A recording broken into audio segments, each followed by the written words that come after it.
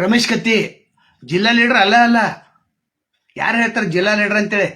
ಈತ ಅಹಂಕಾರಿ ಮನುಷ್ಯ, ಸ್ವಾರ್ಥ ರಾಜಕಾರಣಿ, ಕೋಟ್ಯಾಂತರ ರೂಪಾಯಿ ಆಸ್ತಿಯನ್ನ ಮಾಡ್ಕೊಂಡು ಬಿಟ್ಟಿದ್ದಾನೆ. ರಮೇಶ್ ಕತ್ತಿಗೆ ಜಿಲ್ಲಾ ಲೀಡರ್ ಆಗಬೇಕು ಅನ್ನೋದು ಹುಮ್ಮಸ್ಸಿದೆ. ಅದರ ಬೆಂಬಲ ಕೊಡೋರು ಯಾರು? ಮೊನ್ನೆ ಏನು ಗ್ರಂಥ ಬಿಡುಗಡೆ ಮಾಡಿದ್ರು ಉತ್ತರ ಕರ್ನಾಟಕ ಧ್ರುವ ತಾರೆ ದಿವಂಗತ ಉಮೇಶ್ ಕತ್ತಿ ಅವರ ಹೆಸರ ಮೇಲೆ. ಅಲ್ಲಿ ಅವರ ಅಭಿಮಾನಿ ಇಟ್ಕೊಂಡು ಅಭಿಮಾನಿಗಳು ಬಂದಿದ್ರು, ನಂತರ ಲೀಡರ್ ಕೂಡ ಬಂದಿದ್ರು. ಇವರು ಕರೆದ ಕೂಡಲೇ ಬಂದಿಲ್ಲ. ಹಾಗಾದ್ರೆ ಪ್ರಭಾಕರ್ ಕೋರೆ ಅವ್ರು ಕರೆದಿದ್ರೆ ಅವ್ರು ಯಾಕೆ ಬರಲಿಲ್ಲ? ಕೌಟಿಮಠ ಕರೆದ್ರೆ ಅವ್ರು ಯಾಕೆ ಬರಲಿಲ್ಲ? ಅನೇಕ ನಾಯಕರಿಗೆ ನೀವು ಆಹ್ವಾನ ಕೊಟ್ಟಿದ್ರೆ ಅವ್ರು ಯಾಕೆ ಬರಲಿಲ್ಲ? ನೀವು ಲೀಡರ್ ಅಲ್ಲ, ನೀವು ಹುಕ್ಕೇರಿ ಲೀಡರ್ ಅದು ಅನ್ಬೋದು. ಜಿಲ್ಲಾ ಲೀಡರ್ ಅಲ್ಲ. ಉತ್ತರ ಕರ್ನಾಟಕ ಮಾತನಕ ದೂರನ ಉಳಿತು. ಮತ್ತು ನಿಮ್ಮ ಮನೆಗೆ ಹಿರಿಯರು ಬಂದರೆ ಹೆಂಗೆ ಕೂತಿರ್ತಾರೆ? ಗೌಡನ್ ಟೈಪ್ ಕೂತಿರ್ತಾರೆ, ಕೂಡ್ರಿ. ಸಾವುಕಾರ ಟೈಪ್ ಕೂತಿರ್ತಾರೆ, ಕೂಡ್ರಿ. ಮಿಸಿ ತಿರುರಿ. ಆದರೆ ಹಿರಿಯರು ಬಂದಾಗ ಎಲ್ಲಿ ಎದ್ದು ನಿಲ್ತಾರೆ? ಹಿರಿಯರ ಪಾಪ 80-90 ವರ್ಷ ಕಾಲು ಬಿದ್ದಾವ. ಎಷ್ಟು ಫೋಟೋಗಳು ಬೇಕು?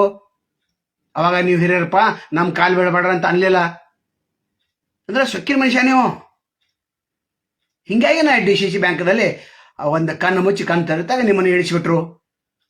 ಈಗ ಜಿಲ್ಲಾ ಲೀಡರ್ ಎಲ್ಲರೂ ನಿಮ್ಮ ಮನೆ ಮಗನ, ಜಿಲ್ಲಾ ಮಗನ, ಉತ್ತರ ಕರ್ನಾಟಕ ಮಗನ, ಭಾಷೆನಕ್ಕಷ್ಟ ಸೀಮಿತ. ಅದು ಭಾಷಣದಲ್ಲಿ ಎಬಡಿ ಅಂದ್ಬಿಟ್ರಿ. ಅನಸಬ್ ಜೋಲಿಗೆ ಹೆಂಗೆ ಎಬಡಿ ಆಗ್ತಾನೆ ಅನಸಬ್ ಜೋಲಿ ಅವರು? ಅಲ್ಲ, ಎಷ್ಟೊಂದು ದೊಡ್ಡ ಪ್ರಮಾಣದಲ್ಲಿ ಬ್ಯಾಂಕನ್ನು ಸ್ಥಾಪನೆ ಮಾಡಿದ್ರು. ಎಬಡಿ ಹೆಂಗೆ ಅಂತಾರೆ? ನೀವೇ ಎಬಡು. ನಿಮ್ಮನ್ನೇನೋ ಹೊಗಳಿದ್ರು. ಯಾಕಂದ್ರೆ ಸಮಾರಂಭ ಕಳಿಸಿದಾಗ ಸಂಜಯ್ ಪಟ್ಲ ಹೊಗಳಬೇಕಾಗ್ತದೆ, ಅಭಯ್ ಪಟ್ಲ ಹೊಗಳಬೇಕಾಗ್ತದೆ. ಅವ್ರು ಹೊಗಳಿದ್ರು. ಅಶೋಕ್ ಪಟ್ನ ಹೊಗಳಿದ್ರು, ಜಗದೀಶ್ ಶೆಟ್ಟರ್ ಹೊಗಳಿದ್ರು, ಹಿರಣ್ ಕಡಾಡಿ ಹೊಗಳಿದ್ರು. ಇವರೆಲ್ಲ ಪೊಕ್ಕಟ್ಟಿಗೆ ನಾಯಕಿಗಳು. ಇವ್ರೇನು ಲೀಡರ್ಶಿಪ್ ಇದೆ? ಇವ್ರದ್ದು ಜಿಲ್ಲಾ ಲೀಡರ್ಶಿಪ್ ಇಲ್ಲ ಅಲ್ಲ. ನಿಮ್ಮನ್ನ ಹೆಂಗೆ ಜಿಲ್ಲಾ ಲೀಡರ್ಶಿಪ್ ಮಾಡ್ತಾರೆ? ಇವರೇ ಜಿಲ್ಲಾ ಲೀಡರ್ ಅಲ್ಲ. ಪ್ರಕಾಶ್ ಹುಕ್ಕೇರಿ ಜಿಲ್ಲಾ ಲೀಡರ್, ಗಣೇಶ್ ಹುಕ್ಕೇರಿ ಇಲ್ಲ. ಅಪ್ಪನ ಏನು ಕುಸ್ತಿ ತಾಲೀಮ್ದಾಗ ಸ್ವಲ್ಪ ಆಟ ಆಡಿ ಸ್ವಲ್ಪ ಬರತ್ತಾರ, ಅವ್ರ ಆಶೀರ್ವಾದದಿಂದ ಬರತ್ತಾರ. ಹುಕ್ಕೇರಿ ಹೋದ ನಂತರ ಇವರೇ ಸಣ್ಣ ಹುಕ್ಕೇರಿ ಎಲ್ಲಿರ್ತಾರೆ? ಗಣೇಶ್ ಹುಕ್ಕೇರಿ ಲೀಡರ್ ಅಲ್ಲ. ಆ್ಯಕ್ಚುಲಿ ಆ ವಿಧಾನಸಭಾ ಕ್ಷೇತ್ರ ಲೀಡರ್ ಅಲ್ಲ. ಏನೋ ಪ್ರಕಾಶ್ ಹುಕ್ಕೇರಿ ಅಂದ್ರೆ ಅದಕ್ಕೆ ಅವ್ರು ಲೀಡ್ರು. ಇನ್ನು ಸ್ವಾರ್ಥಿಗಳು ಯಾಕಂತ ಅಂತಂದ್ರೆ, ಯಾರು ನೀವು ಪುಕ್ಕಟ ಹಚ್ಚಿದಿರಿ? DCC ಬ್ಯಾಂಕ್ದಲ್ಲಿ ನೌಕರಿ ಎಷ್ಟು ಜನರಿಗೆ ಪುಕ್ಕಟ ಹಚ್ಚಿದಿರಿ? ಫ್ರೀಯಾಗಿ ಕೊಟ್ಟಿದ್ದೀರಿ? ನಿಮ್ಮನ್ನು ಇಳಿಸಿದ ನಂತರ ಅವರೆಲ್ಲ ಮುಗುಳ್ನಾಗೆ ನಕ್ಕರು.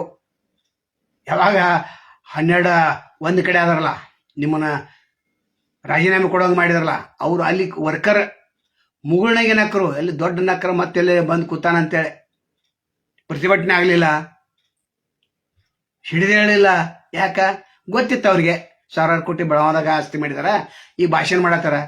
ಕೆಲವು ಹುಕ್ಕೇರಿ ಕಾರ್ಯದಲ್ಲಿ ನೀವು ಗೆದ್ದದಲ್ಲ, ಕೇವಲ 30% ಅಷ್ಟೇ ನೀವು ಸ್ವಾಭಿಮಾನಿಗಳು ನಿಮ್ಮ ಭಾಷಣ ಅಷ್ಟೇ ಗೆದ್ದಿತ್ತು.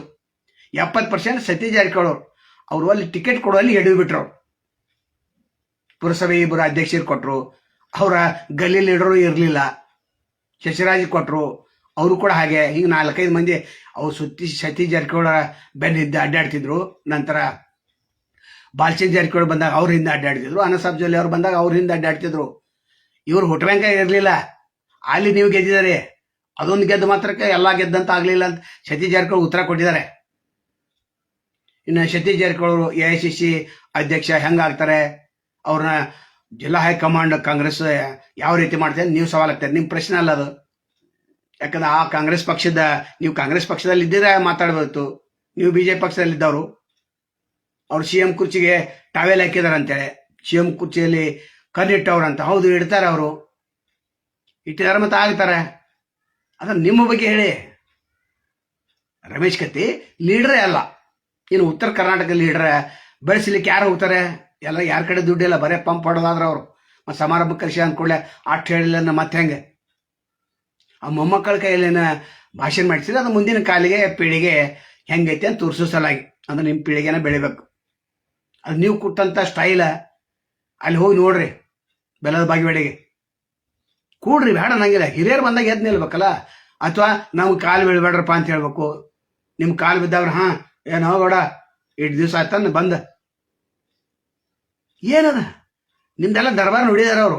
ಏನೇನು ಮಾಡಿದ್ರಿ ಏನೇನಿಲ್ಲ ನಿಮ್ಮ ಕಾರ್ಬಾರನು ಎಲ್ಲ ಗೊತ್ತಿದೆ. ಎಷ್ಟೆಷ್ಟು ಆಸ್ತಿ ಯಾವ ರೀತಿ ಮಾಡಿದಾನೆ. ಅಹಂಕಾರಿನೂ ಅಂದು, ಸ್ವಾರ್ಥಿನ ಅಂದು. ಮತ್ತೆ ಅಲ್ಲಿ ನೀವು ಲೀಡರ್ ಅಲ್ಲ, ಭಾಷಣ ಮಾಡಿದ್ರೆ ಲೀಡರ್ ಅಲ್ಲ. ಭಾಷಣದಾಗ ಏನು ಬರ್ತೈತೆ? ಏನು ಜಿಲ್ಲಾ ರಾಜಕಾರಣ ಬಗ್ಗೆ ನಿಮ್ಗೆ ಗೊತ್ತೈತೆ, ಒಳ ಹೊಂದಾಣಿಕೆಯಲ್ಲಿ ಗೊತ್ತೈತೆ, ಮಿಲಾಪಿ ಕುಸ್ತಿಯಲ್ಲಿ ಗೊತ್ತೈತೆ, ಹುಡುಗನ ಚಿವುಟೋದು, ಆಡ್ಸೋದು, ನಾಮಕರಣ ಮಾಡೋದು, ಹಾಡೋದು ಅದೆಲ್ಲಿ ಗೊತ್ತೈತೆ ನಿಮಗೆ? ಏನೋ ಅಭಯ್ ಪಾಟೀಲ್ ನೀವು ಜಿಲ್ಲಾ ಲೀಡರ್ ಆಗ್ಬೇಕಂದ್ರು, ಕಡಾಡಿ ಜಿಲ್ಲಾ ಲೀಡರ್ ಆಗ್ಬೇಕು, ಉತ್ತರ ಕರ್ನಾಟಕ ಆಗ್ಬೇಕಂತಂದ್ರು. ಮತ್ತು ಅವರ ಲೀಡರ್ ಇಲ್ಲಲ್ಲ, ಹೇಳ್ದವ್ರ ಲೀಡರ್ ಅಲ್ಲಲ್ಲ, ನಿಮ್ಮನ್ನ ಹೆಂಗೆ ಲೀಡರ್ ಮಾಡ್ತಾರೆ ಅವರು? ದುಡ್ಡು ಬೇಕಲ್ಲ ಲೀಡರ್ ಆಗ್ಬೇಕಾದ್ರೆ. 15 ತಾಲೂಕಿನಲ್ಲಿ ನಾನು ಸುತ್ತುತ್ತೇನೆ, ಸಂಘಟನೆ ಮಾಡ್ತೇನೆ. ಈಗ ಡಿಸಿಸ್ ಬ್ಯಾಂಕ್ದಾಗ ಗೊತ್ತಾಗ್ತೈತಲ್ಲ ಎಷ್ಟು ಸಂಘಟನೆ ಐತಿ, ಏನಾಯ್ತು. ನಿಮ್ನ ಆರಿಸಿ ಬರ್ತಕ್ಕ ನಿಮ್ಗೆ ಸಾಕಾಗಬೇಕಾಗ್ತೈತಿ. ಈಗ 62 ಜನ ಅಂತ ಹೇಳ್ತಾರೆ, ಅಲ್ಲಿ ಸ್ವಾಭಿಮಾನ ಕೆಲಸ ಮಾಡಂಗಿಲ್ಲ, ಅಲ್ಲಿ ದುಡ್ಡು ಕೆಲಸ ಮಾಡ್ತೈತಿ. ನೀವು 5 ಲಕ್ಷ ಕೊಟ್ರೆ ಅವ್ರು 10 ಲಕ್ಷ ಕೊಡ್ತಾರ ವಿರೋಧ ಪಕ್ಷದವರು. ಮತ್ತು ಅವಾಗ ಅಷ್ಟು ಕೊಡು ತಾಕತ್ ನಿಮಗಿಲ್ಲ. ಬರ್ಬೋದು, ಒಂದು 5-10 ಓಟಿಂದ ಅಷ್ಟೇ ಬರ್ಬೋದು ನೀವು, ಹೆಚ್ಚು ಓಟಿಂದ ಅಲ್ಲ. ಇಲ್ಲಿ ನೋಡೋ ಸ್ವಾಭಿಮಾನಿಗಳಿದ್ರೆ ಓಟ್ ಹಾಕಂತ ಹೇಳ್ರು ನೋಡೋಣ.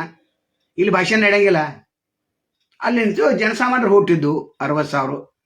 ಅಲ್ಲಿ ಸ್ವಾಭಿಮಾನಿಗಳು, ನಂತರ ಉಮೇಶ್ ಕತ್ತಿಯವ್ರು ಮಾಡಿದಂಥ ಕೆಲಸಗಳು ಅವೆಲ್ಲ ಕೈ ಹಿಡ್ದಾವ. ನೀವು ಮಾಡಿದ ಕೆಲಸ ಅಲ್ಲ.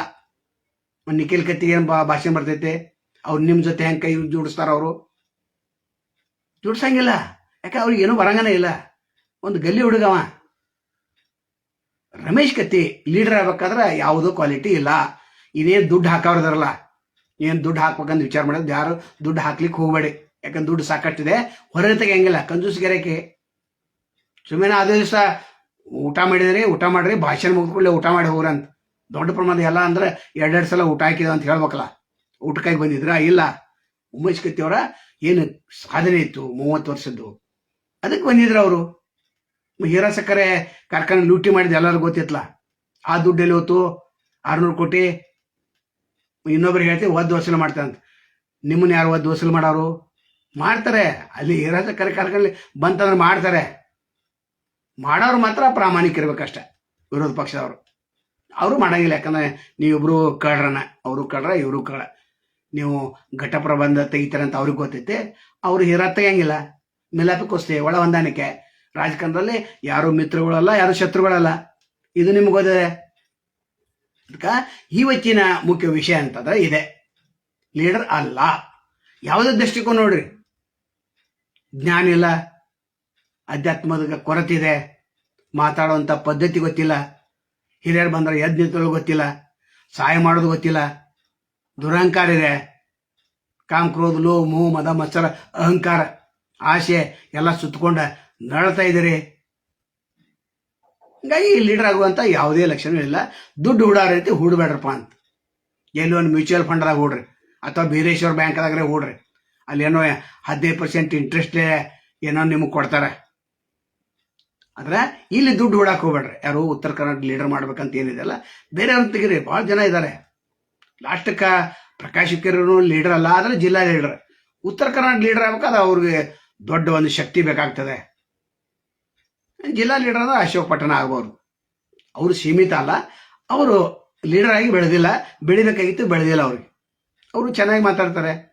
ಮತ್ತು ಹೈಕಮಾಂಡ ಲೋ ಕಮಾಂಡ ಎಲ್ಲ ಕಮಾಂಡ್ ಅವ್ರಿಗೆ ಗೊತ್ತಿದೆ. ಎಷ್ಟೋ ಸಲ ಆರಿಸಿ ಬಂದಾರೆ, ಹಿರಿಯರು ಇದ್ದಾರೆ, ಗೌರವ ಕೊಡ್ತಾರೆ. ನೀವು ಮಾರ್ಗದರ್ಶನ ಮಾಡ್ರಿ. ಇಲ್ಲಿ ಮಾರ್ಗದರ್ಶನ ಮಾಡೋ ಟೀಮ್ ಇಲ್ಲ. ರಮೇಶ್ ಕತ್ತಿ ಹಿಂದೆ 5 ಜನ ಸಲಹೆಗಾರ ಬೇಕಾಗ್ತೈತೆ, ಏನು ಪಾಯಿಂಟ್ ತೆಗೆದುಕೊಡಕ್ಕೆ ಅವರಿಲ್ಲ. ಮತ್ತು ಮಾರ್ಗದರ್ಶನ ಮಾಡೋರು ಒಂದು 20 ಜನರೇ ಬೇಕಾಗ್ತೈತಿ. ಎಲ್ಲಿ ಹೋಗ್ಬೇಕು, ಯಾವ ಪಾಯಿಂಟ್ದಾಗ ಹೋಗ್ಬೇಕು, ಯಾವ ಡ್ರೆಸ್ ಹಾಕ್ಬೇಕು. ಮೋದಿಯವ್ರನ್ನ ಕೂಡ ಕಲೀರಿ. ಮೋದಿಯವರು ಇಷ್ಟ ಫೇಮಸ್ ಆಗಲಿಕ್ಕೆ ಅವ್ರ ಡ್ರೆಸ್ ಕಾರಣ. ಯಾವ ಯಾವ ಒಂದು ಪರಿಸ್ಥಿತಿಯಲ್ಲಿ ಏನು ಮಾತಾಡ್ಬೇಕು ಅನ್ನೋದು, ಮತ್ತು ಯಾವ ಸಂದರ್ಭದಲ್ಲಿ ಯಾವ ಹೇಳಿಕೆ ಕೊಡ್ಬೇಕನ್ನೋದು, ವಿರೋಧ ಪಕ್ಷ ಹೆಂಗೆ ಟಾಂಗ್ ಕೊಡಬೇಕು, ಕೇಸರಿ ಆಗಿರಬಾರ್ದು, FIR ಆಗಿರಬಾರ್ದು, ಜನರಿಗೆ ಹೋಗಿ ಮುಟ್ಟಿರ್ಬೇಕು. ನಿಮ್ಮ ಕಡೆ ಯಾರದಾರ? ಏನೂ ಇಲ್ಲಲ್ಲ.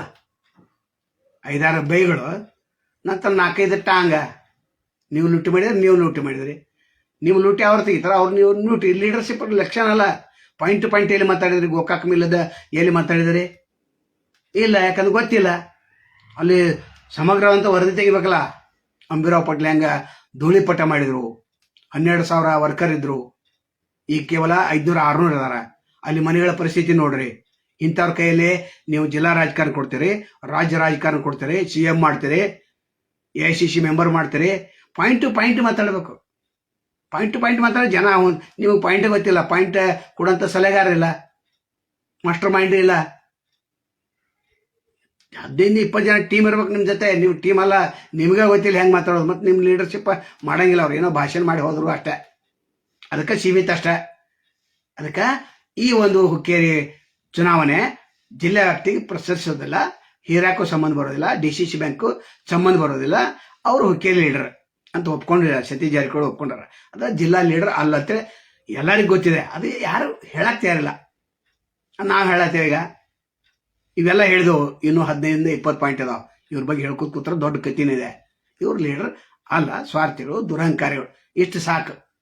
ಯಾಕಂದ್ರೆ ವಿದ್ಯುತ್ ಸರ್ಕಾರನ ಅಲ್ಲಿ ಗೆದ್ದಿದ ನಂತರ ಸ್ವಾಭಿಮಾನ ನಮ್ಮ ಕೈ ಹಿಡಿದ್ರು ಅಂತ ಅರ್ಥ. ಇವೆಲ್ಲ ಮೇಲೆ ಭಾಷಣ. ಅದು ಸತೀಶ್ ಅವ್ರಿಗೆ ಎಡವಟ್ಟು ಮಾಡಿದ್ರಿಂದ ಆಗೈತೆ. ಅದು ಅವರಿಗೆ ಸೋಲಾಗಿದೆ, ಮುಖಭಂಗನಕ ಆಗೇ ಇಲ್ಲ. ಅವರೇ ಹೇಳಿದಾರೆ ಸ್ಪಷ್ಟವಾಗಿ, ಈ ಚುನಾವಣೆ ನಮಗೆ ಪಾಠ ಕಲಿಸ್ತು ಅಂತ. ಪಾಠ ಅಂದ್ರೆ ಮುಂದಿನ 2028 ವಿಧಾನಸಭಾ ಅಲ್ಲಿ ತರ್ತಾರೋ ಏನು ಬಿಡ್ತಾರೋ ಗೊತ್ತಿಲ್ಲ. ರಾಹುಲ್ ಜಾರಕಿಹೊಳಿ ತರಲಿಕ್ಕಿಲ್ಲ, ಯಾಕಂದ್ರೆ ಮತ್ತೆ ಸ್ವಾಭಿಮಾನ ಅಂತ ಯಾವ ವಿಷಯ ಅಂದ್ರೆ ಅದಕ್ಕೆ ಅಲ್ಲಿ ಸವದತ್ತಿನೋ ಎಲ್ಲೇ ನೋಡ್ತಾರತ್ತೋ MLC ಮಾಡ್ತಾರೆ. MLC ಮಾಡಿ ಮಿನಿಸ್ಟರ್ ಮಾಡ್ತಾರೆ. ಯಾಕಂದ್ರೆ ಅವರ CM ಇರ್ತಾರೆ. CM ಮಾಡುವಂಥ ಯೋಗ್ಯತೆ ಸತೀಶ್ ಜಾರಕಿಹೊಳಿಗೆ ಇದೆ. AICC ಕೊಡ್ಬೇಕಂತೇಳಿ ಮಲ್ಲಿಕಾರ್ಜುನ್ ಖರ್ಗೆ ಅವರು ಮತ್ತು ಇವ್ರ ಜೊತೆ ಭಾಳ ಮಾತುಕತೆ ಆಗಿದೆ. ಸಿದ್ದರಾಮಯ್ಯ ಜೊತೆ ಮಾತುಕತೆ ದಿಲ್ಲಿ ಮಟ್ಟದಲ್ಲಿ ಆಗಿದೆ, ಇಲ್ಲಿ ಮಟ್ಟದಲ್ಲಿ ಆಗಿದೆ. ಕೇವಲ ಘೋಷಣೆ ಮಾತ್ರ ಉಳಿದಿದೆ.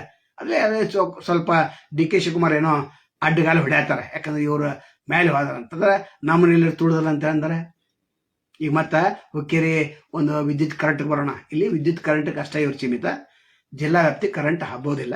ಉತ್ತರ ಕರ್ನಾಟಕ ಮಾತ್ರ ದೂರಣ ಉಳಿತು. ಇವರು ಎಲ್ಲರ ಮಗ ಅಲ್ಲ, ಹುಕ್ಕೇರಿಯ ಮಗ ಅಂತ ಹೇಳ್ಬೋದು. ನಮಸ್ಕಾರ.